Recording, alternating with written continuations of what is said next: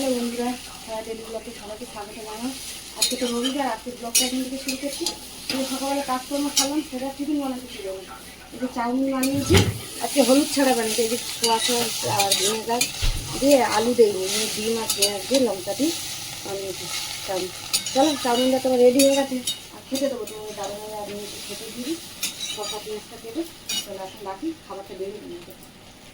চলো বন্ধুরা, টিফিন তো খেয়ে নিলাম, চাউমিন বানিয়েছিলাম আর রান্না জোগাড়ও করে নিয়েছি। যে চিংড়ি মাছ এনেছিল তোমাদের দাদাভাই, তা চিংড়ি মাছটা বেছে আর ধুয়ে ভালো করে জল ঝরাতে দিয়েছি। এঁচোর চিংড়িগুলো, এঁচোরটাও কাটলাম, এই যে এঁচোর আলু কেটে নিয়েছি।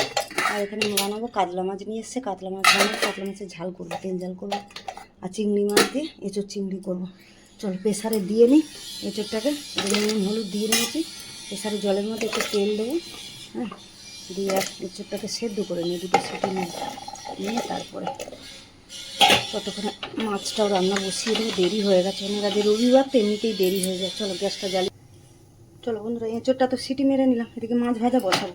মাছের তেলও বসিয়ে দিয়েছি আর মাছেতে নুন হলুদ মাখিয়ে নিয়েছি।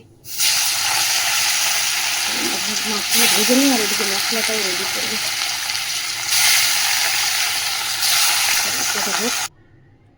চলো বন্ধুরা, মাছ তো ভেজে এই যে তুলে নিয়েছি। আর এখানে আর একটু তেলও দিয়ে দিলাম, দিয়ে যে ফোড়নে একটু গরম মশলা দিয়ে দিচ্ছি, তেজপাতা, একটু জিরেও দিয়ে দিলাম ওর সাথে। চলো, ফোড়নটা তো ভেজে নিয়েছি, একদম ঝুড়ি ঝুড়ি করে কেটে রেখেছিলাম, জল দিয়ে দিলাম।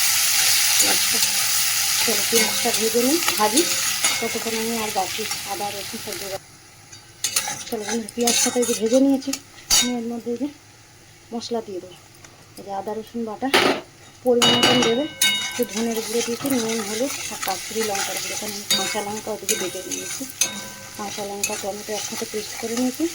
এর মধ্যে দিলাম আদা রসুন বাটা দিয়েছি, জিরের গুঁড়োটা দিইনি, ধনের গুঁড়ো দিয়েছি, যেহেতু মাছের ঝাল করবে ওই জন্য জিরেটা দিলাম না। আর এর মধ্যে কাঁচা লঙ্কা টমেটো বেটে নিয়েছি।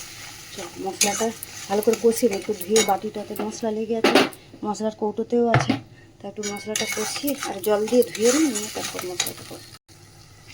চলো বন্ধুরা, মশলাটা ভালো করে কষিয়ে নিয়েছি, এবারে জল দিয়ে দেবো। অল্প করে জল দেবো, বেশি জল দেবো না, ঝাল দেবো যেহেতু। এটুকু জল থাক, ফুটুক। চলো বন্ধুরা, মাছের ঝাল তো রেডি একদম হয়ে গেছে। এই যে ধনে পাতা উপর দিয়ে দিয়ে আর বন্ধ করে দেবো। চলো এঁচোরটা বসাবো, দিকে ভাতও বসাবো।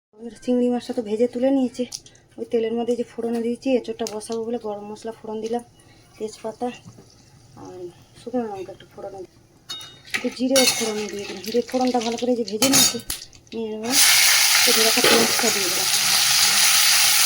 পেঁয়াজটা ভেজে নিই, ততক্ষণ মশলাটা রেডি করি। চলো বন্ধুরা, পেঁয়াজটা তো ভেজে নিয়েছি লাল করে, এর মধ্যে যে মশলা দিয়ে দিচ্ছি, আদা রসুন বাটা, টমেটো, কাঁচা লঙ্কা, জিরে গুঁড়ো, ধনের গুঁড়ো, লঙ্কার দিয়ে রোদের যা মশলা, নুন হলুদ সব দিয়ে দিলাম। এই মশলাটা ভালো করে কষাবো, টমেটোটা গলে যাবে। মশলাটা যে সব চিংড়ির মশলা ভালো করে কষিয়ে নিয়েছি, তেলও ছেড়ে গেছে। এবারে আলুটা আর এটাকে সিদ্ধ করে নিয়েছিলাম, ওটাও দিয়ে দিলাম, একটু ভালো করে কষিয়ে নিই। আলু এঁচোড় একসাথে মশলা দিই, এদিকে ভাত বসিয়ে দিয়েছি, ভাতও ফুটছে। চলো বন্ধুরা, এঁচোড় চিংড়িটা হয়ে গেছে, নামিয়ে দিয়ে একটু মিষ্টি দিয়েছি না বসে, আর একটু ঘি দিয়েছি। খাওয়ানো ঘি তো পছন্দ করে না, তাও অল্প একটু ঘি দিয়েছি। আর ওদিকে ভাতও হয়ে গেছে, ভাতের ফ্যান দিয়ে দিয়েছি। চলো রান্না সেরে এখন কাজ গোছাবো, এগুলো পরিষ্কার করবো, বাসন বাসন নিয়ে যাই, তারপরে চালিয়ে যাবো। চলো এখন রাখ।